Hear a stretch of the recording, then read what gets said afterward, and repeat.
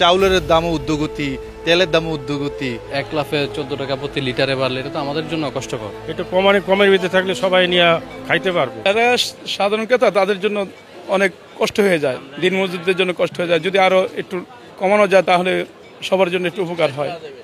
এই জন্য যারা দায়িত্বশীল আছে তাদেরকে বলবো যেমন তারা কমিয়ে নেয়। যদি ওই দামটা করে তাহলে তো ভালোই, আর বেশি হইলে তো আমাদের জন্য অনেক অনেক ইয়ে হয়ে যাবে, বাড়তি হয়ে যাবে। এটা নিয়ে আমাদের অনেক সমস্যা হয়ে যায় সবার, আমার জন্য না, এটা সবার জন্যই। একটু কমের ভিতরে থাকলে সবাই নিয়ে খাইতে পারবে, নাহলে একটু সমস্যা হয়ে যাবে সবার জন্য।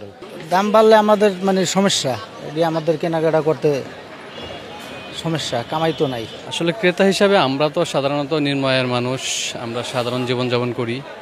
আর বিশেষ করে হঠাৎ করে আপনার 1 লাফে 14 টাকা প্রতি লিটারে বাড়লে এটা তো আমাদের জন্য কষ্টকর। এবং স্বাভাবিক নিয়মের মধ্যে যদি বাড়ে সামান্য করে 1 টাকা 2 টাকা করে বাড়লে তখন গায়ে বাজে না। আমরা মোটামুটিভাবে বাড়লে তো সবারই কষ্ট, তারপরে মানায় নিতে পারি যে না অল্প করে বাড়তেছে। কিন্তু হঠাৎ করে অনেক বেশি বাড়লে শুধু আমি না, আমাদের লেভেলে যারা আছে সবারই একটা কষ্টকর হয়ে যায়। আমরা চাই যে সবসময় বাজারটা, দ্রব্যমূল্যটা যাতে নিয়ন্ত্রণে থাকে, সবারই সাধ্যের মধ্যে থাকে।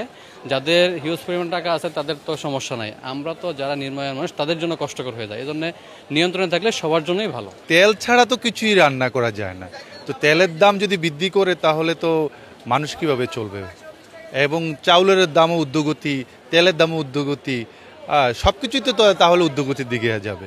তো এটা তো আশা করি না আমরা বর্তমান সরকারের কাছ থেকে, কারণ বর্তমান সরকার তো বলতেছে যে সব কিছুর দামে কমাবে, কিন্তু যে অবস্থা করতেছে এটা তো মানুষ কষ্টে আছে অনেক, এবং আরও দিন দিন মানুষের কষ্ট আরও বেড়ে যাচ্ছে। উনি বাজার মনিটরিং করে নাই, কিছু করে নাই।